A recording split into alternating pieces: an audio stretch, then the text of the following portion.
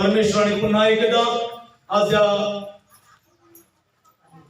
नाताळाच्या निमित्ताने परमेश्वराने तुम्हाला आणि मला एकत्र केलं, त्याबद्दल आम्ही देवाचा धन्यवाद करूया. थोडा वेळ आम्ही देवाचं वचन ऐकूया. आजचा विषय आहे ख्रिस्ताचा जन्म तुमच्यासाठी एक रहस्य. प्रियानो, जगात आज अनेक आश्चर्य आहेत. ते जगाचे आश्चर्य जगासाठी लोकांनी तयार केले आहेत, पण देवाच्या लोकांसाठी एक रहस्य या जगामध्ये आहे, ते आहे ख्रिस्ताचा जन्म. आणि ख्रिस्ताचा जन्म संपूर्ण मानव जातीसाठी एक रहस्य देवाने बनवलेलं आहे. आणि ते रहस्य मला तुम्हाला सांगायचं आहे. येशूचा जन्म कशासाठी झाला, येशूच्या जन्माचा उद्देश नेमकं काय आहे. ज्यावेळेस हे तुम्हाला कळेल किंवा जगाला कळेल की येशूच्या जन्माचा उद्देश नेमकं काय आहे, त्यावेळेस जगातील जेवढे चर्च आहेत हे सर्व चर्च गर्दीने भरून जाईल.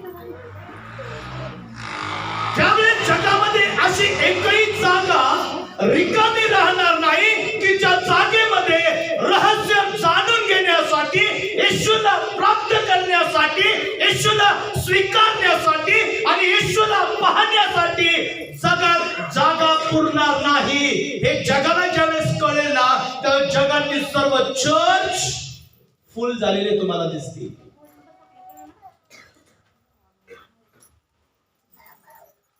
ज्यावेळेस येशू ख्रिस्ताच्या जन्माचं रहस्य जगाला कळेल, त्यावेळेस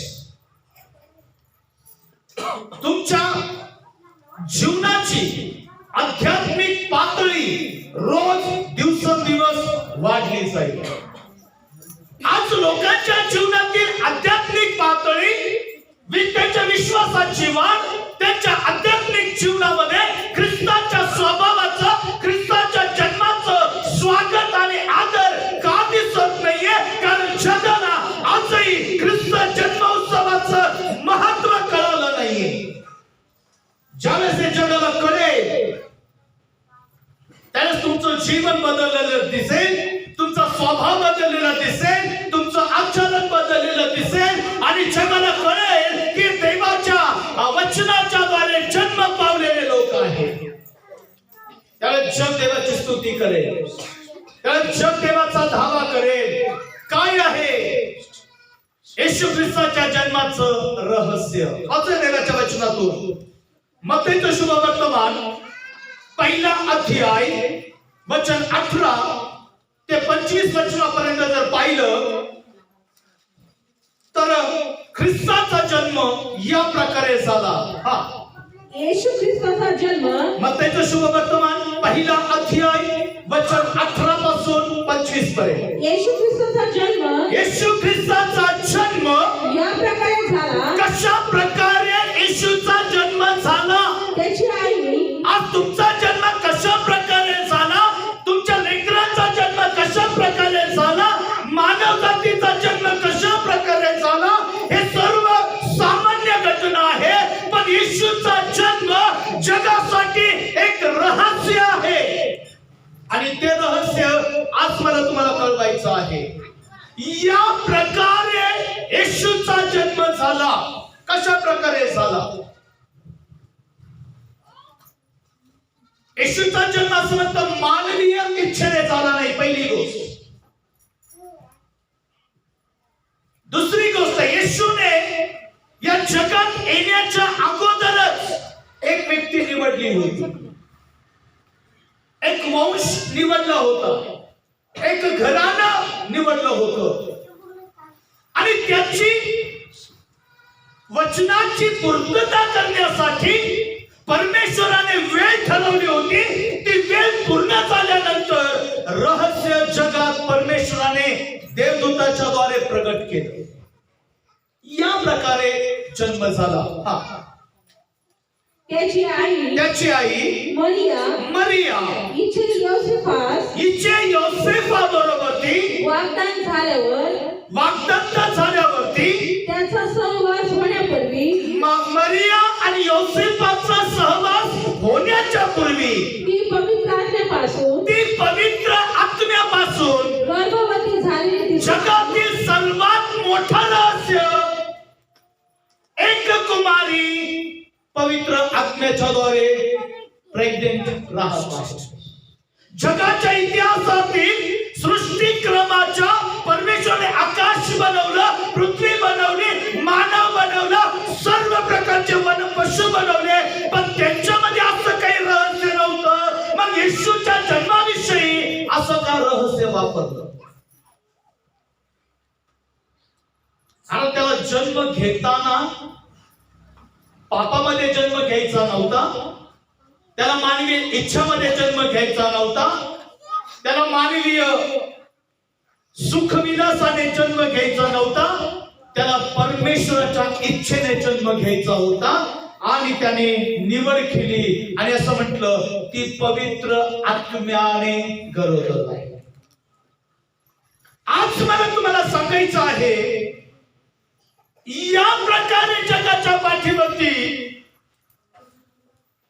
तारणारा जन्मला, ज्याने पवित्र आत्म्यामध्ये जन्म घेण्यासाठी स्वतःला तयार केले.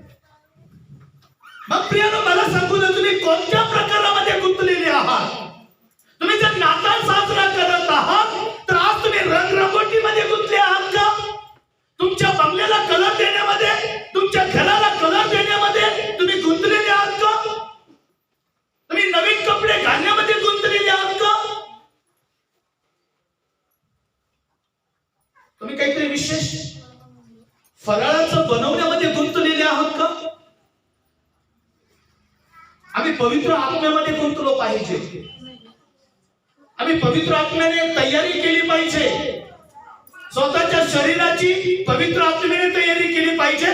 कुटुंबाची आम्ही पवित्र आत्म्याने तयारी केली पाहिजे. विश्वासाचं जीवन पवित्र आत्म्याने तयारी केली पाहिजे. कारण जगाच्या गोष्टीमध्ये गुंतलं, मंडळी देवाच्या गोष्टीमध्ये गुंतली पाहिजे. या प्रकारे जन्म झाला. जर ख्रिस्ताचा जन्म पवित्र आत्म्याने झाला तर तुमचाही जन्म पवित्र आत्म्याने होणं गरजेचं आहे. ख्रिस्ताला जर पवित्र योजना पूर्ण करण्यासाठी एक कुमारी पवित्र जी जीवन जगणारी होती, ती जर गरजवंत जर पडली, ती जर तयारी तिने जर केली, तर आज तुमच्या अंतःकरणामध्ये, आजही तुमच्या घरामध्ये, आजही तुमच्या विश्वासामध्ये पवित्र आत्म्याने जन्म होणं गरजेचं आहे. जर येशूला जन्म घेण्यासाठी पवित्र आत्मा महत्वाचा होता, तर आज तुम्हालाही जन्म घेण्यासाठी पवित्र आत्म्याची गरज आहे. म्हणून येशू ख्रिस्ताने निकेदेम या धर्मगुरूला असं म्हटलं, योहानाचं शुभवर्तमान 3रा अध्याय आणि वचन नंबर 5 मध्ये येशू ख्रिस्त स्वतः निकेदेम नावाच्या एका धार्मिक जीवन जगणाऱ्या व्यक्तीला काय बोलत आहे?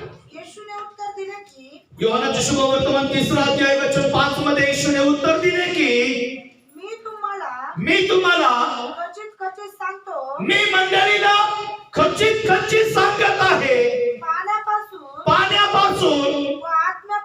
व आत्म्यापासून जन्म घेतल्या वाचून कोणीही स्वर्गाच्या राज्यात प्रवेश करू शकत नाही. येशू ख्रिस्ताला सुद्धा निकेदेमाला समजून सांगावं लागलं आणि तो असं म्हणतो, मी एवढा वृद्ध झालो, आता माझ्याच्याने आईच्या उदरात पुन्हा जावेल का? येशू त्याला म्हणत आहे, पाण्या वाचून आणि आत्म्या वाचून जन्मल्याशिवाय स्वर्गाच्या राज्यात कोणीही जात नाही. मला तुम्हाला सांगू द्या, या प्रकारे जर तुमचा जन्म झाला असेल, पाण्याच्या द्वारे बाप्तिस्मा आणि आत्म्याच्या द्वारे जर तुम्ही भरलेले असाल, आत्म्याच्या द्वारे जर तुम्ही भरलेले असाल, आत्म्याच्या द्वारे जर तुम्ही चालवलेले असाल, आत्म्याच्या द्वारे जर तुम्ही उभे केलेले असाल, पाण्याच्या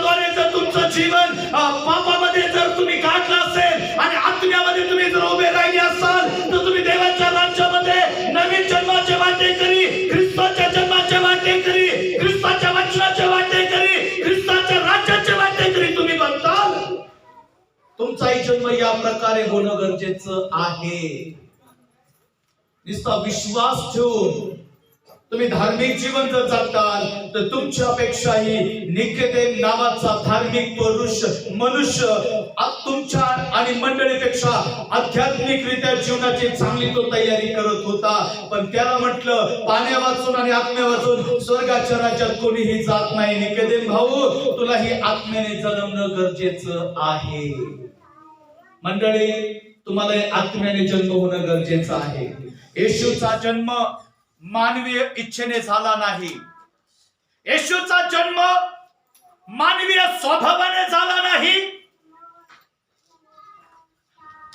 जसा तुमचा जन्म मानवीय इच्छेने झाला तसा येशूचा जन्म मानवीय इच्छेने झाला नाही. पवित्र आत्मा मरियेवरती उतरला आणि तिच्या गर्भाशयामध्ये त्याने स्वतःची तयारी केली. मला तुम्हाला सांगू द्या, तुम्ही व मंडळीने आत्म्याने जन्मावे म्हणून येशूने शिष्यांना एक गोष्ट सांगितली. आज मंडळी जर आत्म्याने जन्मली आहे, कुटुंब जर आत्म्याने जन्मलं आहे, शरीर जर आत्म्याने जन्मलं आहे, विश्वास जर आत्म्याने जन्मलं आहे, तर तुमच्या आणि माझ्या जीवनामध्ये ख्रिस्ताचं स्वरूप उत्पन्न होण्यासाठी खऱ्या रीतीने जर ख्रिसमस तुम्हाला आणि मला साजरा करायचा आहे तर आज तुमच्या आणि माझ्या जीवनामध्ये सुद्धा येशूने सांगितलेल्या गोष्टीला आम्ही महत्व दिलं पाहिजे. काय सांगितलं येशू ख्रिस्ताने शिष्यांना? मंडळी, आणि तुम्ही आत्म्याने जन्मलेले आहात का? स्वतःची परीक्षणाची वेळ करा की आजच्या या सकाळच्या समयी काय तुम्ही आत्म्याने जन्मलेले जर आहात तर जसा येशू ख्रिस्ताचा जन्म या प्रकारे झाला तसं स्वर्गाच्या राज्यात पण तुम्हाला पाहून म्हटलं जाईल, तुम्हाला पाहून ओळखलं जाईल, तुम्हाला पाहून देवाला आनंद होईल की माझा मुलगा, माझी मुलगी ही आत्म्याने जन्मलेली आहे. म्हणून प्रियानो, येशू ख्रिस्ताने शिष्यांना एक गोष्ट सांगितली. आम्ही ते ऐकूया. प्रेषितांची कृत्य पहिला अध्याय. प्रेषितांची कृत्य पहिला अध्याय वचन 4 पासून 8 पर्यंत आम्ही देवाचं वचन ऐकूया. ते होते एकत्र जमले असताना त्याने त्यांना आज्ञा केली की येरुशलेम सोडून जाऊ नका. तर पित्याने देऊ केलेली ज्या देणगीविषयी तुम्ही माझ्याकडून ऐकले आहे तिची वाट पहा. बायबल मध्ये असं म्हणतो, येशू ख्रिस्ताने शिष्यांना पण सांगितलं की तुम्ही आत्म्या वाचून स्वर्गाच्या राज्यात जाणार नाही. पुन्हा एकदा वाचूया. तो होते एकत्र जमले असताना त्याने त्यांना आज्ञा केली की त्याने शिष्यांना आज्ञा केली की येरुशलेम सोडून जाऊ नका. तर पित्याने देऊ केलेल्या ज्या देणगीविषयी तुम्ही माझ्याकडून ऐकले आहे तिची वाट पहा. येशूने, कृपया लक्ष द्या, येशूने शिष्यांना सांगितलं, मी तुमच्यासाठी जागा तयार करायला जातो. मी जसाही पित्याकडे जागा तयार करत जाईल तसाही तुम्हाला कैवारी पवित्र आत्मा मी तुम्हाला देईन. त्या देणगीविषयी येशू ख्रिस्ताने आपल्या शिष्यांना सांगितलं, यरूशलेम सोडून जाऊ नका. मंडळी, जर आज तुम्ही चर्च सोडत आहात, मंडळी जर आज तुम्ही शिक्षण सोडत आहात, मंडळी आज तुम्ही फेलोशिप जर सोडत आहात, तर मला नाही वाटत की तुमचा जन्म या प्रकारे होईल. तुमच्या माझ्या जीवनामध्ये परमेश्वराची योजना पूर्ण होण्यासाठी परमेश्वराने कृपा करावी. यासाठी वाट पहा. जर तुमचा जन्म आत्म्याने आणि पाण्याने होणं गरजेचं आहे, तुम्ही आणि मी देवाच्या राज्यासाठी जगणं गरजेचं आहे. जर तुम्ही येशू ख्रिस्तासारखं एक रहस्यमय व्यक्ती बनावं, तर तुमचा जन्म ही पाण्या वाचून आणि आत्म्या वाचून होणं फार गरजेचं आहे. कारण जी देणगी जर तुमच्यामध्ये नाही, पवित्र आत्मा जर तुमच्यामध्ये नाही, देवाची उपस्थिती आत्म्याच्या द्वारे जर तुमच्यामध्ये नाही, तर आज तुमचा जन्म जगासाठी फक्त एक फॉर्मॅलिटी आहे, देवासाठी ती काहीच नाही. तुमचं जीवन देवासाठी एक आशीर्वादाचं कारण व्हावं, या प्रकारे येशूचा जन्म झाला. तुमचा जन्म या प्रकारे झाला का?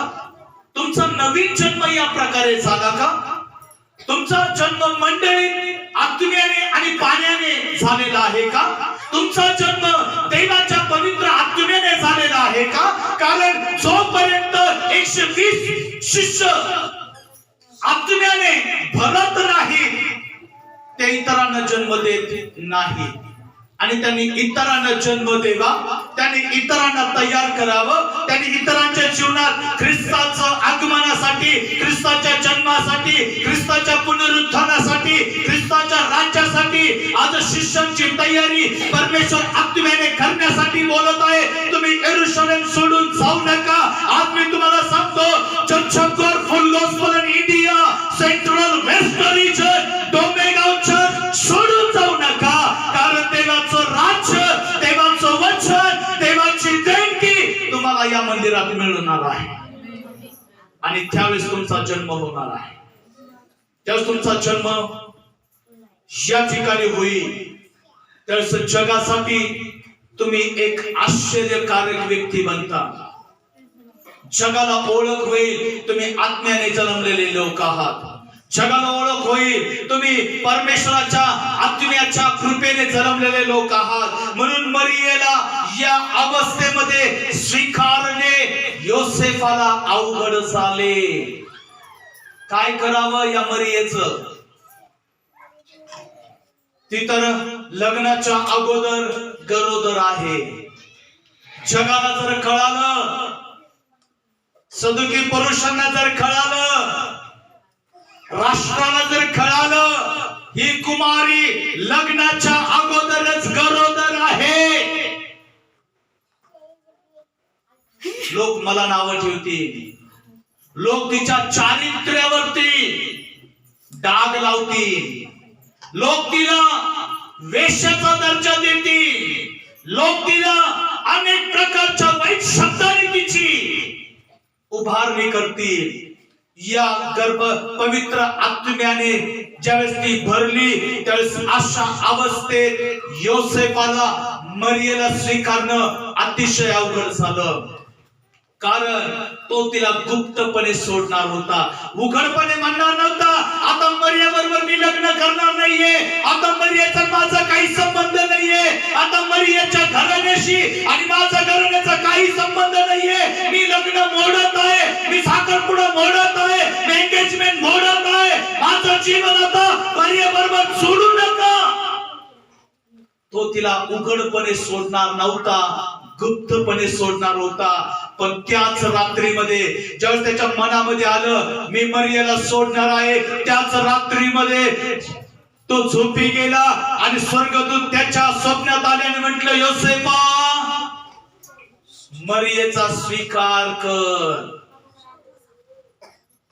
Praise the Lord, hallelujah.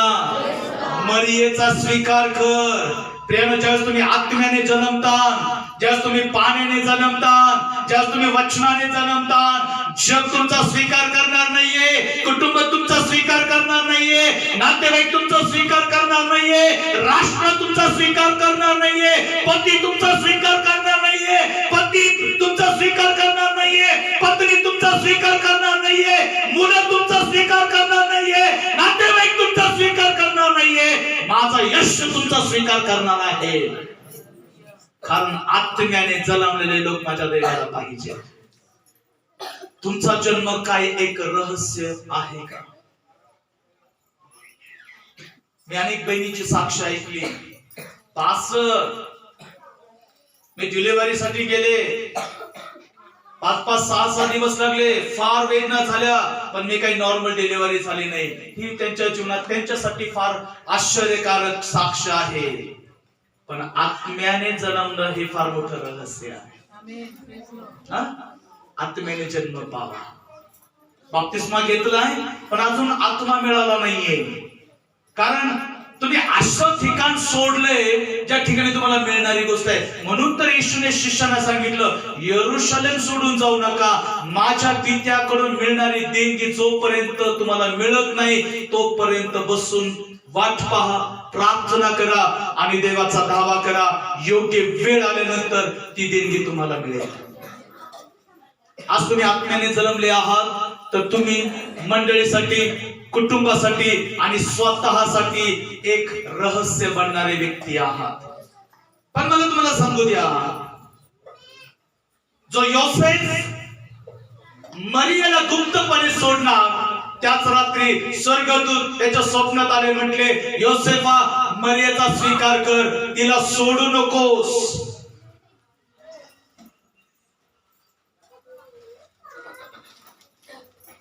जे आत्म्याने भरलेले असतील ना, लक्ष द्या, जे आत्म्याने भरलेले असतील ना, त्यांना निर्णय घेणं ह्या काळात एक मोठं आव्हान असणार आहे. जे पवित्र आत्म्याने जन्मलेले असतील ना, जे वचनाने जन्मले असतील ना, जे परमेश्वराच्या इच्छेने जन्मले असतील ना, त्यांना या जगामध्ये एक निर्णय घेणं एक मोठं आव्हान आहे. काय निर्णय घ्यावा हे योसेफाला कळाना. काय निर्णय घ्यावा, काय देवदूताला मी सांगावं, काय मी गॅब्रिएलला सांगावं, काय मी पवित्र आत्म्याला सांगावं, काय मी देवदूताला सांगावं, काय मी देवाच्या वचनाला सांगावं. प्रभू, माझी तयारी नाही, माझा गर्भाशय तयार नाहीये. तुला जन्म देण्यासाठी, तुला माझ्या अंतःकरणात घेण्यासाठी, तुला माझ्या घरात घेण्यासाठी, तुला माझ्या विश्वासात घेण्यासाठी, तुला माझ्या जीवनात घेण्यासाठी आय एम नॉट इंटरेस्टेड.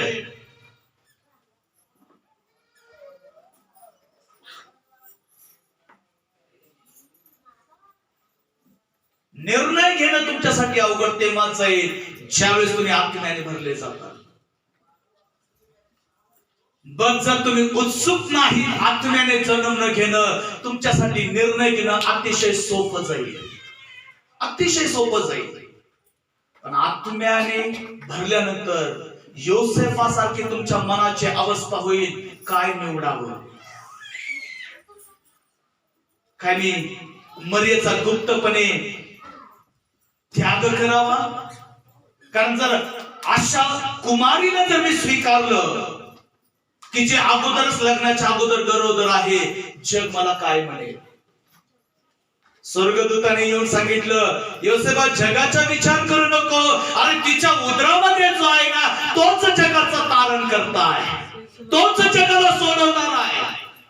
त्याला अद्भुत मंत्री, समर्थ देव, सनातन पिता असं म्हटलं जाते.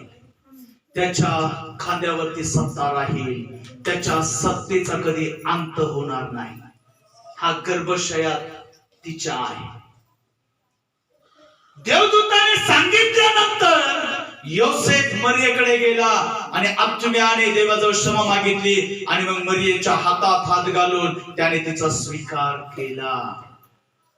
निर्णय घेणं तेव्हाच अवघड जाणार आहे तुमच्या कुटुंबाला. तुम्हाला काय स्वीकारावं?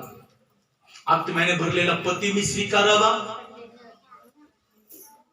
ख्रिस्ताच्या स्वभावाने परिवर्तित झालेला मुलगा मी स्वीकारावा, देवाच्या दर्शनाने, देवाच्या कृपेने माझ्या पत्नीची निवड देवाने केली, काय मी तिला स्वीकारावं? एक पतीला जड जाईल, एक पत्नीला जड जाईल, एका मुलाची निवड करण्यासाठी जड जाईल, एका मुलीची निवड करण्यासाठी जड जाईल. ज्यावेळेस तुम्ही आत्म्याने भरता त्यावेळेस ते जड जाईल. पण काळजी करू नका, तुमच्या अंतःकरणामध्ये ख्रिस्ताचा जन्म जर झाला असेल, स्वर्गदूत तुमच्या बरोबर बोलतील, वचन तुमच्या बरोबर ती बोलेल, देवाचं राज्य तुमच्या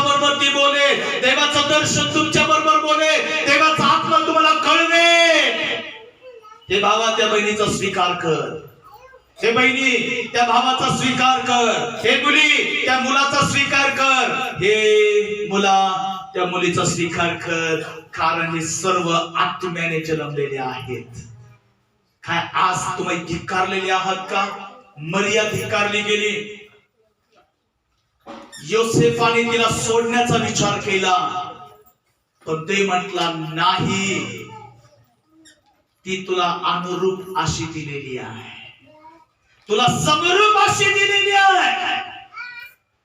हिच्याबरोबर तुझा वाग्दत्त झालेला आहे, तुझं एंगेजमेंट झालेलं आहे. तुम्ही आता कराराचे पती पत्नी आहात. आता तुम्हाला सोडता येणार नाहीये. मरणाने वियोग होईपर्यंत तुम्हाला सोडता येणार नाही. लक्षात ठेवा, मरण तुमच्यामध्ये, पती पत्नीमध्ये मरण जोपर्यंत येत नाही, शरीराने तुम्हाला सोडता येणार नाही, विश्वासाने तुम्हाला सोडता येणार नाही, आत्म्याने तुम्हाला सोडता येणार नाही, वचनाने तुम्हाला सोडता येणार नाही, कराराने तुम्हाला सोडता येणार नाही. कारण पती पत्नीमध्ये, दोन्ही उभायतांमध्ये ख्रिस्त हा एक मध्यस्थ आहे, आणि म्हणून ते स्वीकारणं काळाची गरज आहे. लक्षात ठेवा,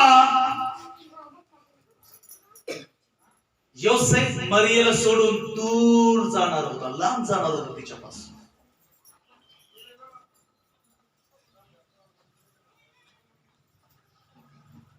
ख्रिस्ताचा जन्म कशासाठी झाला हा एक मोठा प्रश्न आहे.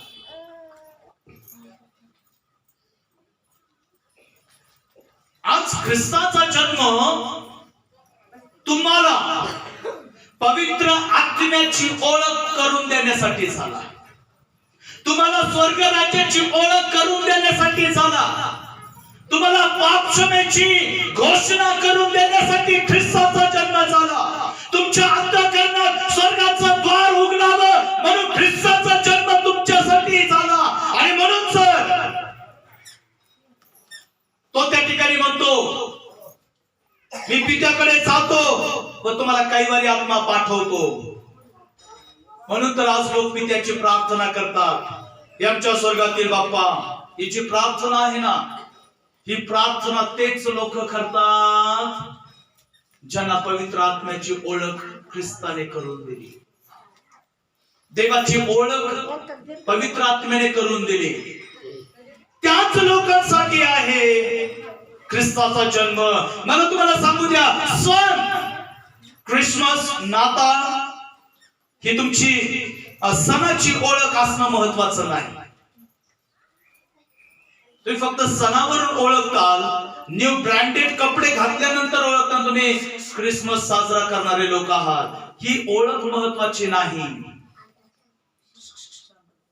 पण ख्रिस्ताची ओळख होण्यासाठी पवित्र आत्म्याने भरणं फार महत्वाचं आहे.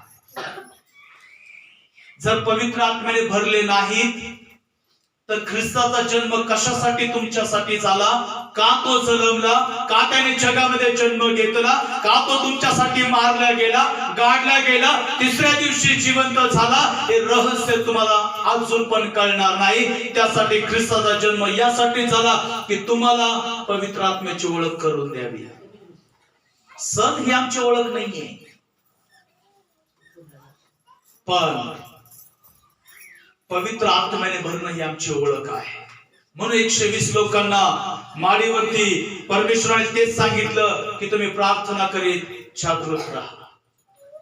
आज माझ्या प्रियानो, ह्या 120 लोकांमध्ये एकच तहान आणि भूक होती. सर्व एक विचाराचे, सर्व एक मनाचे, सर्व एक दिलाचे, सर्व एक स्वभावाचे.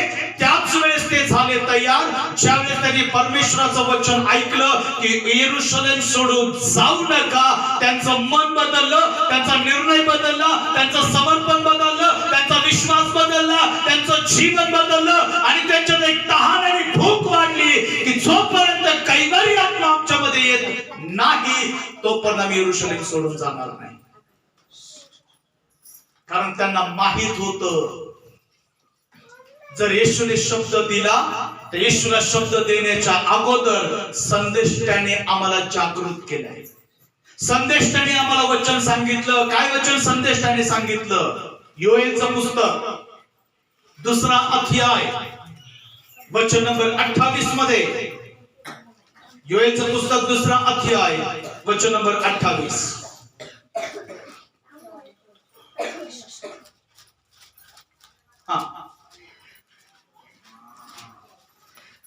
एक तहान आणि भूक ही त्याच वेळेस पूर्ण होते ज्यावेळेस मंडळी आणि कुटुंब परमेश्वराच्या समोर एक चित्ताने, एक मनाने, एक विचाराने, एक स्वभावाने ज्यावेळेस ते परमेश्वराचं वचन ऐकून बसतात ना, त्यावेळेस त्यांच्या जीवनात देवाचं वचन पूर्ण होतं. योएल नबीचं पुस्तक 2 अध्याय वचन 28 मध्ये. यानंतर असे होईल की मनुष्य मात्रावरती आपल्या आत्म्याचा वर्षाव करीन. आपल्या आत्म्याचा वर्षाव करेन. तेव्हा तुमचे पुत्र व तुमच्या कन्या संदेश देतील. तुमच्या म्हाताऱ्या माणसांना स्वप्न पडतील. तुमच्या तरुणांना दृष्टांत होतील. तुमच्या दासदासी त्या समयी मी आपल्या आत्म्याचा वर्षाव करीन. हे वचन येशू ख्रिस्ताला जन्म घेण्याच्या अगोदर योएल नबीने भविष्यवाणी केली. मी तुम्हावरती, मनुष्य मात्रावरती मी आपला आत्मा ओती. आणि म्हणून येशूने आपल्या शिष्यांना सांगितलं, यरूशलेम सोडून जाऊ नका. माझ्या पित्याकडून मी तुम्हाला कैवारी आत्मा, कैवारी या शब्दाचा अर्थ काळजी करणारा, तुम्हाला मार्गदर्शन करणारा, तुम्हाला शिकवणारा, तुम्हाला सुधरवणारा, तुमच्या बरोबर बोलणारा हा कैवारी आत्मा प्रभू तुम्हाला देईल. कारण तुमचे पुत्र संदेश देतील, तुमच्या तरुणांना दृष्टांत पडतील, तुमच्या मुलींना स्वप्न पडतील, तुमच्या वृद्ध लोकांना परमेश्वर बोलेल. कारण त्यावेळेस हा कैवारी आत्मा तुमच्यावरती उतरेल, त्यावेळेस तुमचा नवीन जन्म होईल. या प्रकारे ख्रिस्ताचा जन्म झाला. येशू आत्म्याने जन्मला. तुम्ही आत्म्याने जन्मणं गरजेचं आहे. तुम्ही जर आत्म्याने जन्मले नाही तर तुमचा जन्म मंडळीसाठी, कुटुंबासाठी रहस्य नाही. जगातील अनेक लोक जन्म घेतात, तसा तुमचाही जन्म सर्वसाधारण गणला जाईल. सर्वसाधारण. मग तुम्ही विश्वास ठेवलात, प्रार्थना केली, बाप्तिस्मा घेतला, पण आत्म्याने भरले नाही तर तुमचा जन्म नवीन जरी झाला असेल फक्त पाण्याने, मग याचा अर्थ फक्त तुम्ही अंगावरचा मळ धुतल्यासारखा तुमचा बाप्तिस्मा झाला. पण बाप्तिस्मा झाल्यानंतर तुम्ही आत्म्याने भरणं गरजेचं आहे, सामर्थ्याने भरणं गरजेचं आहे. आता मंडळीने एकच प्रार्थना करावी,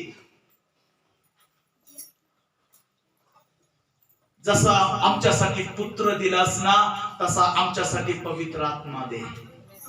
ही एक प्रार्थना आता मंडळीने करावी. ही एक प्रार्थना आता कुटुंबाने करावी. आता ही एक प्रार्थना विश्वासणाऱ्या भावा बहिणीने करावी. जे जे ईश्वरती विश्वास ठेवतात त्या प्रत्येक कुटुंबाने आता एकच प्रार्थना करावी. जसा पित्या आमच्यासाठी पुत्र दिलास, तसा आता पवित्र आत्मा आमच्यासाठी दे.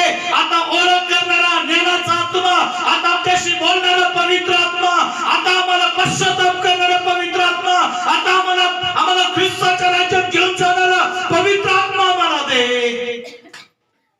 मंडळीने आता फक्त एकच प्रार्थना करावी, आत्म्याने भरण्यासाठी प्रार्थना करावी. या प्रकारे येशूचा जन्म झाल्यावरती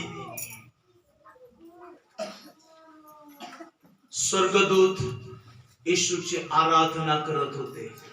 मागे लोक तर करतच होते, मेंढपाळ तर येशूची आराधना करत होते, लोक देवाची आराधना करत होते, पण स्वर्गदूतही देवाची आराधना करत होते. इतका आनंद स्वर्गदूतांना झाला, इतका आनंद मागे लोकांना झाला, इतका आनंद मेंढपाळांना झाला, तितका आनंद तुम्हाला झाला का? तुम्हाला मुलगा झाल्यानंतर आनंद होतो, पण मुलगी झाल्यानंतर आनंद होत नाही, है ना? पण तुम्हाला येशू तुमच्या अंतःकरणात आल्यानंतर जन्म जो झालाय त्याचा आनंद झालाय का? कारण स्वर्गदूत आनंद करत होते येशू जन्मल्यानंतर. वाचा, बायबल मध्ये लिहिलं, लुकाचं शुभवर्तमान 2रा अध्याय, शेवटचं वचन वाचून आम्ही बंद करूया.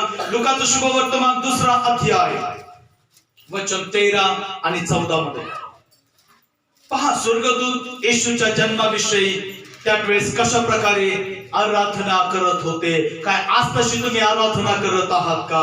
लुकाचं शुभवर्तमान 2रा अध्याय, वचन 13 आणि 14 मध्ये इतक्यात स्वर्गातील सैन्यांचा समुदाय त्या देवदूताजवळ अकस्मात प्रगट झाला. त्या देवदूताजवळ, कोणत्या देवदूताजवळ? ज्यांनी मागी लोकांना सांगितलं, तुमच्यासाठी तारणारा जन्मलं, आमच्यासाठी बाळ जन्मलं, आमच्यासाठी उद्धारकर्ता जन्मला. ही आनंदाची बातमी स्वर्गदूतांकडे, स्वर्गदूत मेंढपाळाकडे घेऊन चालले. त्यांच्याबरोबर अजून स्वर्गदूत त्या ठिकाणी प्रगट झाले आणि त्यांनी त्या बाकीच्या देवदूतांना एक संदेश दिला. प्रगट झाला आणि देवदूत देवाची स्तुती करीत म्हणाले, देवाची स्तुती करत म्हणाले, ऊर्ध्वलोकी देवाला गौरव, ऊर्ध्वलोकी देवाला गौरव, आणि पृथ्वीवर ज्याच्यावर त्याचा प्रसाद झाला आहे. वाव, काय सुंदर आहे. ज्याच्यावरती पवित्र आत्मा उतरला त्या मनुष्यास शांती, त्या मनुष्यास शांती.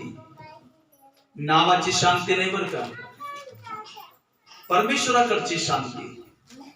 ज्या मनुष्यास परमेश्वराची ओळख आहे, ज्याच्यावरती देवाचा आत्मा उतरलेला आहे, त्या मनुष्यास स्वर्गाकडून शांती.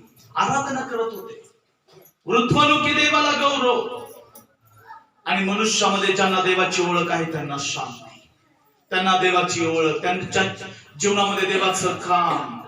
ख्रिस्ती जन्मोत्सव म्हणजे आम्ही आध्यात्मिकरित्या गरोदर व्हावे. ख्रिस्ताचा जन्म हा नाताळ म्हणून करू नका, आध्यात्मिकरित्या. जसं एखाद्या बहिणीला ज्यावेळेस प्रेग्नेंट होते त्यावेळेस तिला जो आनंद होतो, मी माझ्या बाळाला जन्म देणार आहे,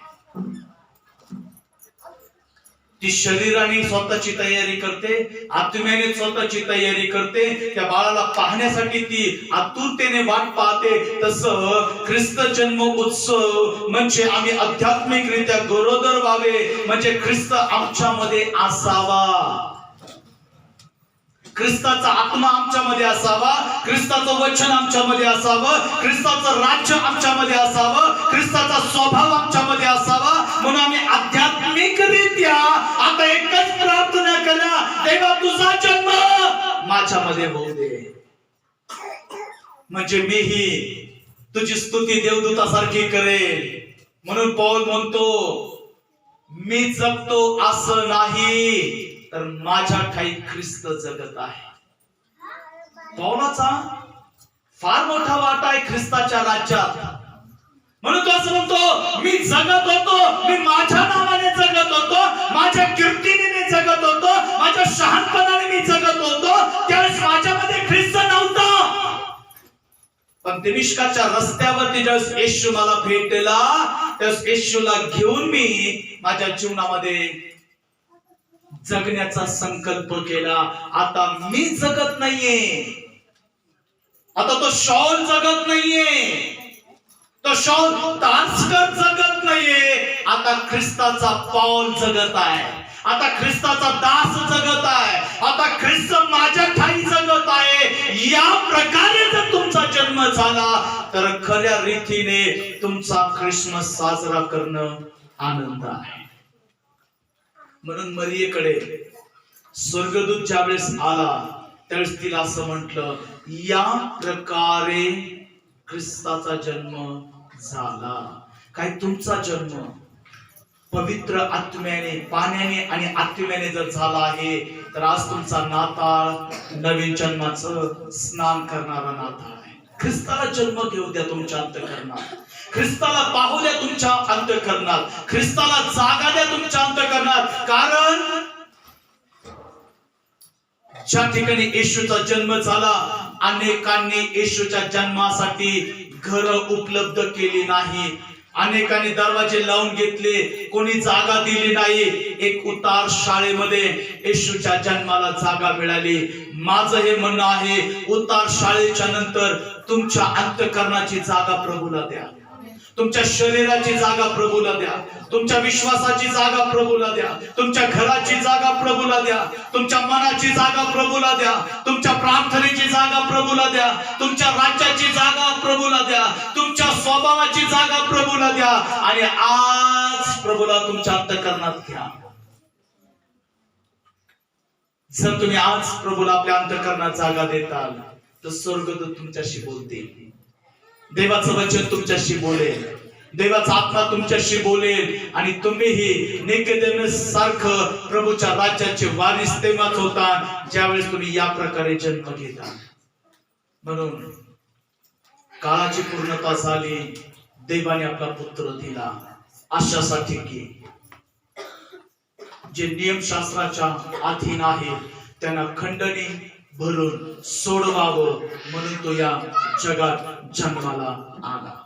आजच्या या सकाळच्या समयी प्रभूचं राज्य, प्रभूचं गौरव, प्रभूचं सामर्थ्य तुमच्या राज्यात यावं आणि त्याच्या राज्याचे वारीस तुम्ही व्हावं म्हणून या ठिकाणी हा ख्रिस्त जन्म उत्सव तुम्ही आम्ही खऱ्या रीतीने साजरा जर करत आहोत तर त्याच्या आगमन, दुसरं जे आगमन आहे त्या आगमनासाठी स्वतःला तयार करा आणि प्रभूचं राज्य तुमच्या जीवनामध्ये तुम्ही प्रगट करा. प्रभू कडे वचनाने देवा तुम्हा सर्वांना आशीर्वाद करू. आम्ही